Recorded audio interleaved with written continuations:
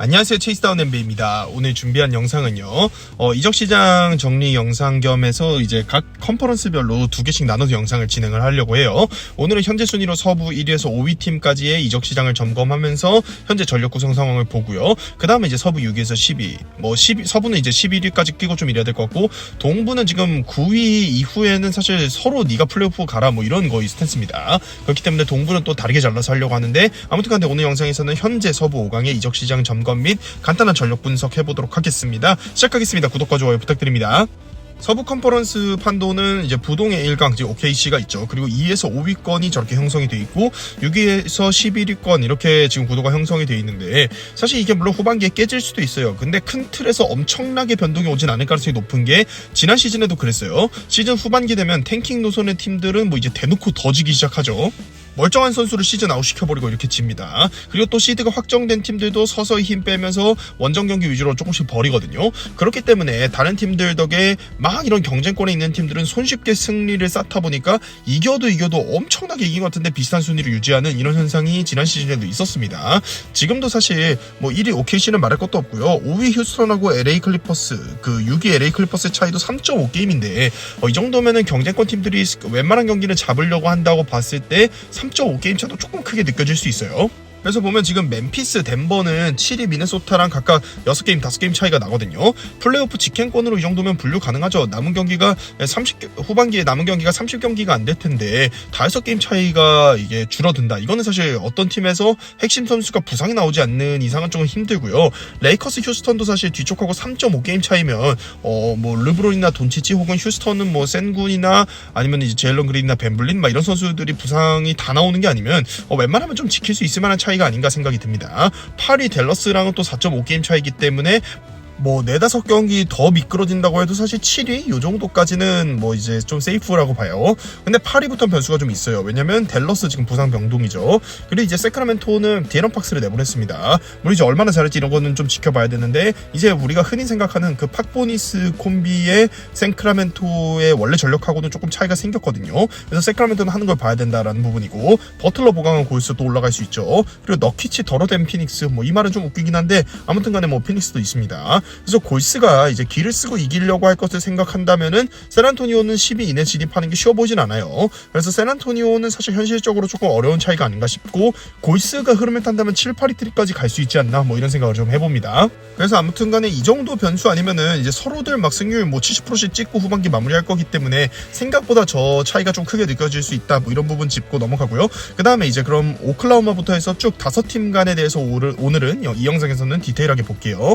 오클라호마 먼저 소소한 트레이드 외에 진행한 게 없습니다. 뭐 픽 스왑하고 이런 거밖에 없었어요. 막대한 드래프트 1라운드 픽을 지금 보유하고 있는 팀이고, 그런 걸 바탕으로 캠 존슨 트레이드를 추진하는 게 아니냐 뭐 이런 루머가 많았어요. 근데 핵심 필러로 여겨지는 선수가 저 에런 위긴스였는데, 이 에런 위긴스가 최근에 완전히 경기력이 알을 깨고 나왔습니다. 그래서 최근에 대폭발하면서 결국에는 전력 보강 없이 그대로 가는 걸 좀 선택을 했고요. 그러니까 엄청 잘하는 선수가 있는데 구단 입장에서 마냥 팔아치우기도 좀 그렇긴 해요. 대신에 그리고 이제 OKC는 홈그랜이 복귀하면서 드디어 홈그랜, 하테슈타인 2명의 빅맨을 같이 쓰는 그런 또 새로운 전술적 시도를 후반기 내내 하면서 팀의 업사이드를 더 평가할 여지가 남아있죠. 그렇기 때문에 이제 후반기는 로스터는 그대로 가면서 홈그랜과 하테슈타인의 핏을 보는 데 집중하지 않을까 이런 생각이 듭니다. 그래서 지금 보면 샤이 기저스 알렉산더, 돌트, 제이덥, 홈그랜, 하테슈타인, 그리고 카루소, 그 다음에 조, 케이슨 월러스, 에런 위긴스, 제이윌, 그리고 켄리치 윌리엄스 뭐 이렇게 지금 구성을 해봤는데, OKC는 사실 뛸 수 있는 좋은 선수들이 굉장히 많습니다. 그래서 로테이션을 더 폭넓게 운영하는 경우도 좀 있고요.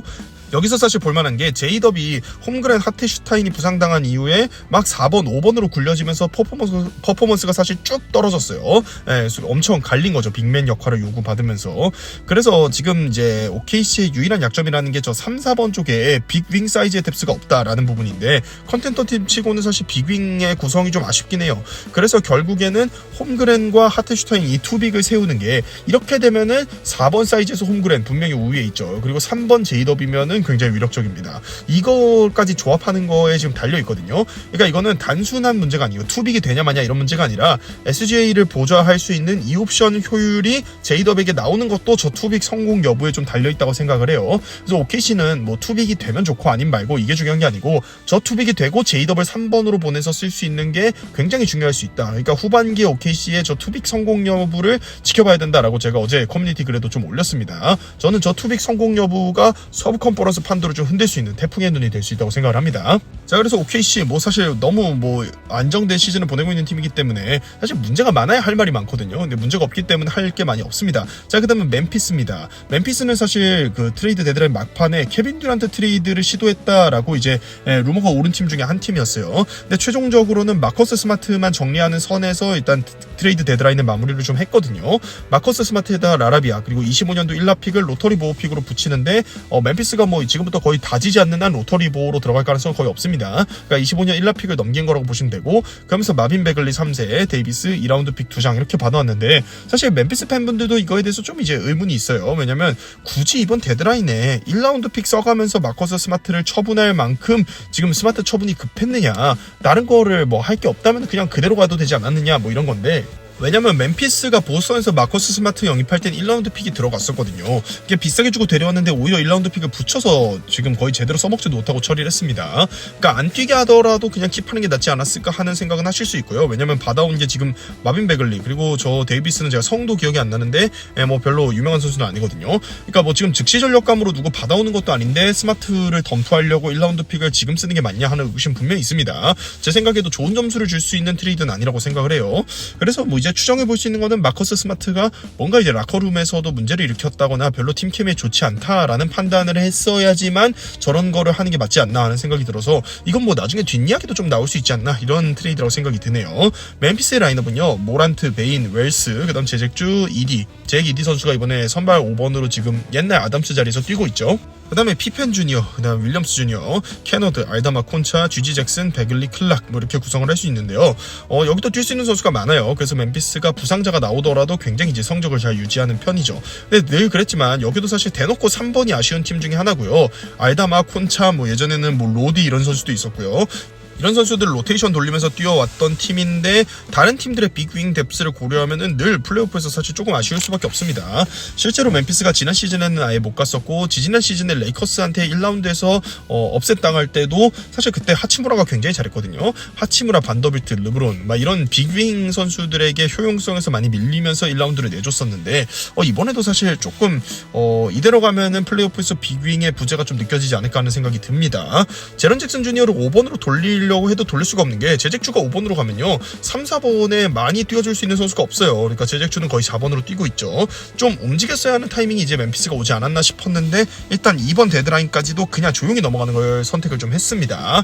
멤피스는 조금 성적도 볼게요. 자모란트 이번 시즌에 28.6분을 뛰면서 20.5점에 4.2개 리바운드, 7.5개 어시스트, 1.3개 스틸, 3.8개 턴오버인데 사실 자모란트가 한때 막 MVP 컨텐더로도 불릴 때가 있었거든요. 그 골스와의 시리즈에서 부상당해서 아웃당하기 전에 그 시즌에 평득이 뭐 28점 몇 점 이랬어요. 근데 지금 거의 평득이 그때 비하면 8점이 떨어졌습니다. 그러니까 모란트가 최근에 부상으로 신음하면서 예전 수준의 컨디셔닝을 유지하는데 좀 힘겨운 부분이 있고요. 데스먼드 베인도 지난 시즌에 평득이 23점이 가렸는데 30.2분을 뛰면서 평득이 거의 5점이 떨어졌어요. 그러니까 이번 시즌에 모란트, 베인 백코트 듀오는 예년만 못하긴 합니다. 다만 이거를 이제 커버해주는 선수가 제잭주인데 제잭주는 오히려 커리어 하이 평균 득점 시즌을 기록을 하고 있고요. 다만 늘 그렇듯 이 선수의 특징은 리바운드가 생각보다 낮습니다. 그리고 이제 야투가 50%에 육박하고 3점도 커리어 하이 수준으로 올라왔어요. 이제 멤피스는 사실 모란트도 모란트인데 제잭주의 비중이 더 높아 보이는 그런 팀이 거의 되어가고 있습니다. 그래서 멤피스는 지금 팀의 밸런스가 제잭주 쪽으로 많이 넘어갔는데 다만 이제 모란트, 베인의 기록이 아쉽다 이런 부분에 지적을 했지만 긍정적인 건 관리를 엄청 빡세게 해주고 있고요. 그래서 지금 다들 출전 시간 보면은 칼같이 끊어주고 있습니다. 여기에 팀 성적도 여유가 있으니까 사실 후반기에는 더 여유롭게 운영을 할 수 있을 텐데 풀 컨디션으로 플레이오프 1라운드를 치를 수 있을 것으로 보이죠. 그래서 제 생각에는 이번에 서부 7번 시드나 8번 시드로 올라오는 팀들은 예전보다 업셋 확률도 훨씬 적고 좀 고생할 거라 생각을 하는 게 지금 OKC나 멤피스나 아니면 안 그래도 젊은 팀인데 관리까지 빡세게 하면서 플레이오프 1라운드 맞이할 거거든요. 그러니까 만약에 이기고 올라가더라도 진짜 죽자 살자 달라질 건데 그 트리를 굳이 탈 필요가 없죠. 제 생각에는 올해는 서부 6번 시드 안에 들어가는 게 서부 7, 8번 시드 하는 것보다 그 메리트가 좀 많이 보이는 시즌이라 생각을 합니다. 2시즌 전에 막 레이커스, 골스 이런 팀들이 1라운드 업셋하고 이랬을 때는 위에 팀들 상태가 안 좋았어요. 그때 멤피스, 아담스, 클락 뭐 다 아웃돼가지고 지금 보스턴에 간 선수 누구죠? 틸먼이죠. 틸먼 뛰고 막 뭐 이랬었어요. 그러던 상황에서 뭐 이제 이 업셋을 논해볼 수 있었던 거고, 이번 시즌은 OKC나 멤피스가 상당히 정규 시즌 관리 잘한 채로 플레이오프 1라운드에 들어갈 것으로 보입니다. 물론 멤피스가 이번 시드 한다고 장담은 할 수 없긴 해요. 근데 여기서 힘 더 빼면은 최근 기세 좋은 덴버나 레이커스에게 밀릴 가능성도 좀 있긴 해서 그 멤피스가 이 상황을 어떻게 판단할지는 지켜봐야 되는데, 제 생각에는 굳이 2위 하려고 힘쓰려고 할 것 같진 않은데, 그렇다고 지금 기어 확 내렸다가는 덴버, 그 다음에 뭐 레이커스, 휴스턴까지 추월당할 수 있잖아요. 그러면은 1라운드에서 홈 어드밴티지 날아가는 거거든요. 멤피스도 그걸 바라진 않지 않을까, 그런 생각까지는 합니다. 자, 그 다음은 이번에도 고요했던 이적 시장을 벌였던 덴버입니다. 그러니까 덴버의 이적 시장은요, 우승 시즌 이후에는 오히려 늘 안 좋은 것밖에 사실 소개해드릴 게 좀 없고, 아예 이제 얘기할 게 많이 없거나 이런 팀이었거든요. 웨스트브룩을 미니멈으로 영입한 게 대박치지 않았으면 이제 정말 영상을 만들어서 할 게 없는 팀입니다. 브루스 브라운 바이아웃 되면은 예전처럼 덴버 가서 잘 뛸 수 있지 않나요 하시는데, 덴버가 에이프런을 초과한 팀이기 때문에 브루스 브라운이 22mm인가 그래요. 그래서 12.8mm를 초과한 선수의 바이아웃 영입은 못합니다. 그래서 브루스 브라운을 덴버에서 보실 수는 없고요. 그래서 지금 라인업이 머레이, 웨스트브룩, 마포주, 고든, 요키치의 스트로더, 그 다음에 브라운, 뭐 나지가 또 요새 안 좋은 의미로 유명하더라고요. 이렇게 이제 구성이 되는데 진짜 뛸 선수 많이 없어요. 다만 이제 최근의 경기력은 마포주나 자말 머레이가 다 예전 폼을 회복을 했습니다. 그리고 고든도 이제 부상으로 좀 고생을 했는데 에런 고든이 이제 또 괜찮은 폼으로 돌아오고, 한때 이제 요키치의 백업으로 벤치에서 뛰기도 했는데 선발 4번으로 복귀를 했어요. 그러면서 지금 덴버도 폼이 무시무시하거든요. 최근에 레이커스가 워낙 핫해서 그런데 덴버도 폼이 무시무시합니다. 덴버가 진짜 대단한 게, 어찌 보면 요키치가 대단한 거겠죠. 정말 얇은 뎁스로 풀시즌을 지금 치러내고 있는데 부상 없이 상위 시드로 잘 마무리할 수 있을지 지켜봐야 됩니다. 덴버는 지금 위에 로테이션 보시다시피 한 명의 부상조차 굉장히 크리티컬한, 그럴 수 있는 로스터이기 때문에 이제 속단하기가 사실 어려워요. 그러니까 하반기에 저중에 누구 한두 명이라도 더 부상 나온다 이러면은 덴버가 심각해질 수도 있는 거거든요. 그렇기 때문에 덴버의 하반기를 지금 이제 속단하기가 굉장히 어려운데, 요키치도 최근 시즌들을 보면은 후반기 때 조금 부상으로 결정을 하거나 아니면 후반기 때 폼이 살짝 내려가는, 엔비드한테 MVP 내줄 때도 그래서 내줬었죠. 그래서 요키치도 사실 최근 시즌들을 보면 후반기가 썩 좋지는 않았는데, 뭐 덴버는 그래서 좀 종합적으로 지켜봐야 된다고 생각을 합니다. 물론 이제 플레이오프 간다면은 저 가장 위력적인 주전 라인업을 보유한 팀이 여전히 덴버라고 할 수 있겠지만요. 자, 그래서 덴버는 할 게 없어서 짧게 하고 넘어가고요. 그 다음에 뭐 타이적으로 가장 시끄러운 팀이죠. LA 레이커스입니다. 가장 시끄러웠던 팀이라고 하기에는 사실 엄밀히 말하면 가장 시끄러웠던 팀은 댈러스라고 봐야 되고요. 레이커스는 이제 타이적으로 시끄러워졌던 팀이죠. LA 레이커스, 사실 이적 시장과 뭐 앤서니 데이비스, 돈치치의 출전 여부와 별개로 경기력이 좋아서 최근에 가장 핫한 팀입니다. 왼쪽 상단에 보시면 최근 10게임 구간으로 끊었을 때 LA 레이커스가 9승 1패고요. 그 다음에 오펜시브 레이팅 120이 넘어가고 디펜시브 레이팅은 106으로, 사실 106이면 엄청나게 좋은 수치다 뭐 이런 거까지는 아니긴 한데, 어쨌든 최근 10경기 기준으로 1위라고 하네요. 네트 레이팅도 2위고 이런 건데, 그러니까 레이커스가 한 10경기 정도 구간으로 끊었을 때 저 정도 수치를 기록하는 거는 버블 우승 시즌 이후에 거의 처음 보는 기록이긴 합니다. 근데 이게 사실 놀랍게도 뭐 공격도 공격인데 수비에서 최근 10경기 디펜시브 레이팅을 1위를 기록하고 있는데, 이게 AD가 시즌 내내 건강하게 뛰던 시즌 초중반에도 레이커스의 디펜시브 레이팅은 20위권 밖이었거든요. 그리고 지금 저 기록도 앤서니 데이비스가 그때 부상당하고 브로니 제임스가 로테이션에 들어와서 돌았다가 그 참사 수준의 경기가 나왔던 필라델피아 원정, 그때 실점 엄청 많이 했거든요. 그 경기를 합해서도 지금 디펜시브 레이팅이 1위라는 거예요.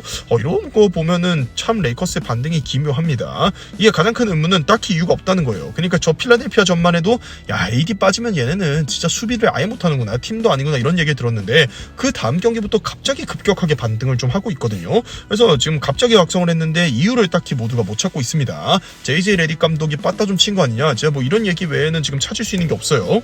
저는 근데 사실 이 반등을 물론 반더빌트가 복귀하고 뭐 도리안 필리스미스가 가세했고 막 이런 부분들이 있는데 최근에 하치무라 수비하는 거 보시면 진짜 놀랍거든요. 근데 이게 놀라운 게 왜 그러냐면 하치무라는 그 필라델피아전 불과 몇 경기 전에 제가 사실 르브론 옆에는 이렇게 릅갈 옆에는 메이드 능력이 좋은 선수를 배치해야 된다 뭐 이런 부분으로 리브스나 하치무라를 늘 변호하는 입장이었는데 저 세난전 보면서 제가 와 얘는 이제 진짜 보내줘야겠다라고 생각이 들었던 게 그때 이제 보면 그 웬반야마한테 하치무라가 더블팀을 가게 하면서 웬반야마가 이제 다시 더블팀 당하고 공을 빼주면 그 스테픈 캐슬이나 뭐 데빈 바셀 같은 선수에게 다시 자기 수비로 리커버리 복귀를 해야 되는데 그때 진짜 엄청나게 굼뜬 움직임이나 어리버리한 모습으로 스테픈 캐슬의 어택 클로즈아웃 공격에 거의 관광을 당했거든요.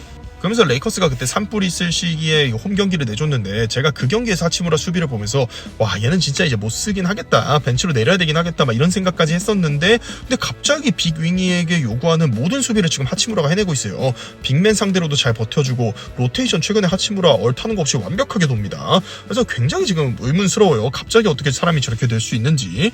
공격이 반등한 건 저는 AD가 빠져서 그런 부분이 뭐 있을 수 있다고 생각을 해요. 왜냐면 AD가 좋은 선수입니다만 어쨌든 굉장히 이제 비효율적인 미드레인지를 주옵션으로 삼는 거 그리고 이제 좀 의학세라고 하죠. 골 밑에서 비명을 지르면서 파울콜을 요구하는데 이 파울콜이 불리지 않았을 때 뭐 경기력이 급격히 현저하게 떨어지는 점. 그래서 이런 것들을 감안했을 때 AD가 빠졌을 때 공격이 오히려 리브스 같은 핸들러 위주로 돌아가면서 더 잘 될 수 있다라는 부분은 있다고 생각을 하는데 갑자기 수비에서 반등한 건 정말 미스테리합니다. 다시 로스터 얘기로 돌아와서요. 크리스천 우드를 방출하고 알렉스 렌을 영입을 했죠. 마크 윌리엄스 트레이드 다시 이루어지나요? 이거 이제 궁금해하시는 분들이 있는데 아직 사실 그랬던 사례는 없습니다. 그리고 제가 보기에는 어쨌든 샬럿 측 입장을 받아들여진다고 하는 게 샬럿이 원하는 대로면은 트레이드가 다시 복구되는 건가 뭐 이거를 샬럿이 요구한 건지는 제가 모르겠는데요. 어쨌든 지금 구단이 사무국이 샬럿 입장을 굳이 들어줘가면서 손에 피를 묻힐 이유가 없기 때문에 아마 뭐 NBA 사무국은 중립기어 박으면서 양팀 의료진의 생각이 다를 수 있다. 근데 뭐 의료진 간의 합의가 안 됐기 때문에 이 트레이드는 취소되는 게 맞다 뭐 이렇게 하고 넘어가지 않을까요? 뭐 그렇게 늘 이제 NBA 사무국은 뭐 그런 식으로 좀 피해 가죠. 근데 저는 이게 오히려 전화위복이 될 수도 있다고 생각을 하는 게 이번 시즌 좀 아쉬울 수 있는데 레이커스는 이렇게 되면 이제 오프 시즌에 막시 클레버의 샐러리를 붙여서 샐러리 필러로 활용을 하면서 거래할 수 있고 그리고 드래프트 픽을 다시 이제 마크 윌리엄스 트레이드에 쓴 게 아니니까 회수를 했거든요. 이러면요 사실 레이커스가 지금 선수단 나이가 르브론 제임스 한 명을 제외하면 그렇게 많은 게 아니에요. 그래서 이번 시즌이 다소 아쉽더라도 다음 오프 시즌에 훨씬 더 좋은 보강을 하면서 다음 시즌은 전력이 더 좋아질 수 있습니다. 그러니까 르브론만 잘 유지를 하면 되는 건데 사실 르브론 제임스 자체도 솔로몬 힐에게 당했던 그 부상 이후에 내려온 거 그때 확실히 MVP 티어에서 한 올 NBA급 티어로 확실히 내려왔어요. 근데 그 이후에는 또 비슷비슷하거든요. 그냥 오일느바 세컨팀 서드팀 왔다 갔다 하는 뭐 이 정도 느낌의 지금 선수 능력을 지금 유지를 하고 있기 때문에 르브론이 큰 부상을 안 당한다고 하면 다음 시즌 된다고 기량이 확 떨어지고 이러진 않을 거라고 생각을 합니다. 이래저래 좀 비슷하게 유지를 하고 있기 때문에 마크 윌리엄스가 건강하게 뛸 수 있었다면 물론 제일 좋았겠지만 너무 급하게 막 접근할 필요는 전 없다고 생각을 해요. 다음 오프시즌에 클레버 샐러리 쓸 수 있고 뭐 르브론도 페이커드 의사를 좀 밝혀주고 이렇게 이번 오프시즌에 한 것처럼 일해주면은 사실 또 굉장히 좋을 수 있습니다. 전력 구성이. 그래서 레이커스 현재 라인업을 보면 돈치치, 리브스, 르브론, 하치무라, 헤이즈 이렇게 나가고 있죠. 제가 봐도 바꿀 이유가 없어 보이는 게 지금 하치무라의 수비가 사실 유지가 된다고 하면은 굳이 도리안 필리스미스를 선발로 올렸을 필요가 저는 없다고 생각을 해요. 근데 물론 이건 이제 또 수비 몇 경기 공략당하고 이러면 바뀔 수도 있는 문제라고 생각은 하는데 최근엔 괜찮습니다. 벤치는 최근에 빈센트 그리고 조던 구딘 선수가 투웨이 계약으로 시작을 해서 지금 굉장히 또 잘하고 있죠. 그리고 반더빌트, 도리안 필리스미스, 알렉스 렌 이제 렌이 헤이즈의 백업 센터가 될 것으로 보입니다. 그다음 밀튼, 브로니 제임스, 크넥트, 레디시, 마키프 모리스, 클리버는 못 뛰니까요. 이렇게 될 것 같은데 이 라인업에서 저는 로테이션이나 이런 거를 조금 조합이나 이런 걸 살펴볼게요. 일단 그 오스틴 리브스는 돈치치 옆에서 뛰던 브런슨 같은 존재가 딱 되어가고 있어요. 그리고 빈센트 하치무라가 최근 경기들에서 경기당 평균 3점 3개씩 넣어주고 있고 심지어 이 둘은 꽤나 죽은 볼 처리도 하고 수비도 잘해주고 있죠. 최근에 없어서는 안 될 존재가 되어가고 있고 반더빌트가 출전한 경기에서는 8전 전승을 거두고 있습니다.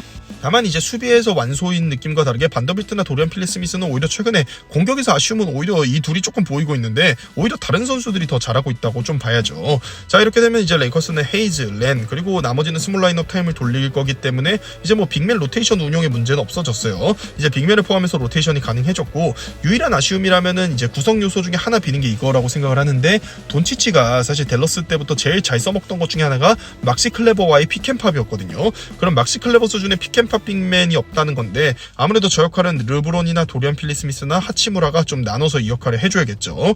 그리고 돈치치 르브론 공존에 대해서 얘기하자면은, 사실 레이커스는 르브론이 핸들러 역할을 조금씩 이제 내려놔야 된다고 판단을 하면서 핸들러 역할에서 내려오면서 핸들러 데려오려고 몇 시즌 난리를 쳤던 팀이에요. 무려 뭐 웨스트브룩 영입도 시도를 해서 이제 실패했지만 어쨌든 데려온 적이 있었잖아요. 그러니까 핸들러가 필요해서 웨스트브룩까지 데려오던 팀이 돈치치 데려왔는데 르브론하고 안 맞는다고 생각을 한다. 이건 사실 앞뒤가 맞지 않습니다. 매번 핸들러를 구하고 싶었는데 뭐 제대로 못 구하거나 구해왔는데 실패한 팀이 레이커스지, 핸들러가 있다면은 감사해야죠. 사실 뭐 공존을 생각하기보다는. 르브론 제임스가 옛날에 핸들러에서의 파괴력이 안 나와요. 2대2에서 예전만큼 림 드라이브를 하거나 골밑 마무리 이런 것들의 능력이 전성기에서 많이 내려왔기 때문에 이제는 뭐 드라이브 횟수나 위력에서 돈치치에 비할 바가 아니라고 생각을 합니다. 그러니까 르브론 제임스보다 돈치치가 훨씬 더 위력적인 메인 핸들러가 될 수 있을 거예요. 르브론은 이제 많이 포워드 쪽으로 좀 옮겨갔다고 봐야죠.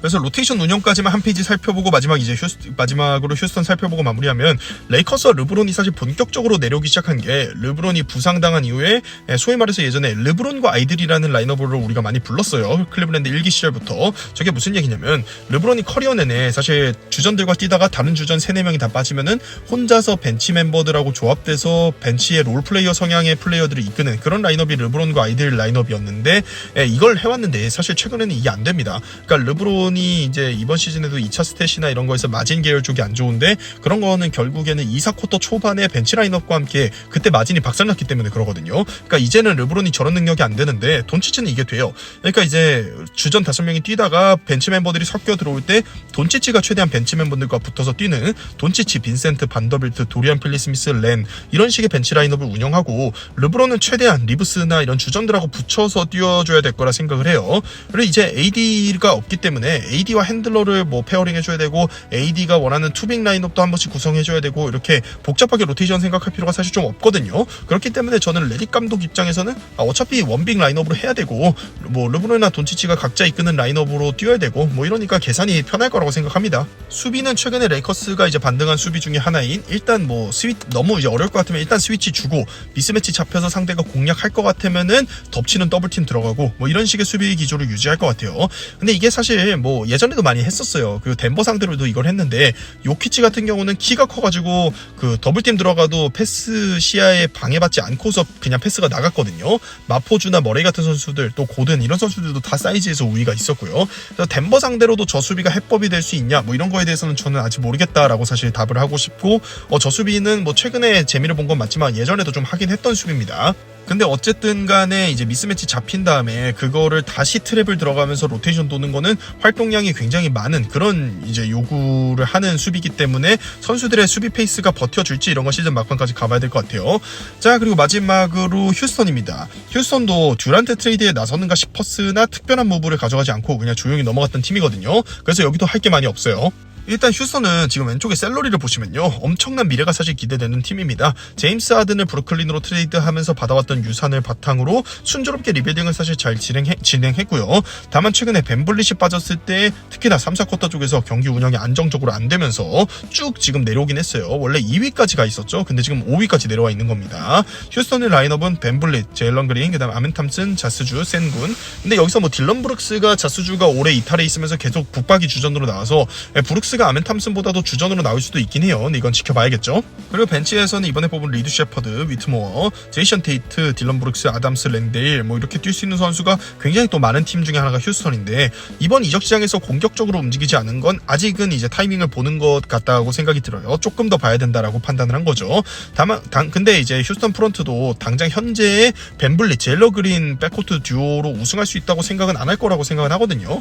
그래서 이제 휴스턴이 계속 피닉스가 무너지면 있으면 데빈 부커가 매물로 나왔을 때 달려들겠다라는 좀 그런 스탠스를 보이지 않을까 싶어요. 제일런 그린 자리를 이제 데빈 부커로 바꾸는 거죠. 그리고 리드 셰퍼드가 올라오면은 벤블리 자리를 자연스럽게 좀 대체를 하고요. 이런 그림은 아무래도 그릴 텐데 어쨌든 우도카와 그의 스텝들의 체제에서 지금 뭐 이번 시즌 많이 올라왔고요. 천천히 다져나가면서 코어급 조각 선수들이 지금 벤치에도 뭐 위트모어 막 이런 선수들이 있기 때문에 옥석 가리기까지도 해야 됩니다.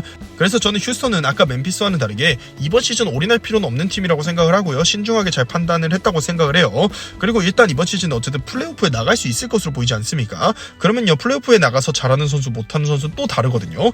플레이오프에서 얜 잘하네 못한 애가 또 이후에 어떤 옥석 가리기를 하는 판단의 척도가 될 수 있기 때문에 휴스턴은 일단 플레이오프 올라가서 한번 붙어봐야 되지 않을까. 다만 이제 플레이오프에서 고점이 현 상황에서는 엄청 높아 보이진 않는다. 뭐 본인 그 팀 휴스턴 팀 자체도 경험 정도로 생각하지 않을까 싶고요. 아무튼 이렇게 한번 정리를 해봤습니다. 자, 이렇게 해서 서부 5강의 이적 시장과 현재 상황에 대해서 점검을 해봤고요. 그 다음은 서부 6위부터 또 다뤄보도록 하겠습니다. 영상이 재밌고 유익하셨다면 구독과 좋아요 부탁드립니다. 감사합니다.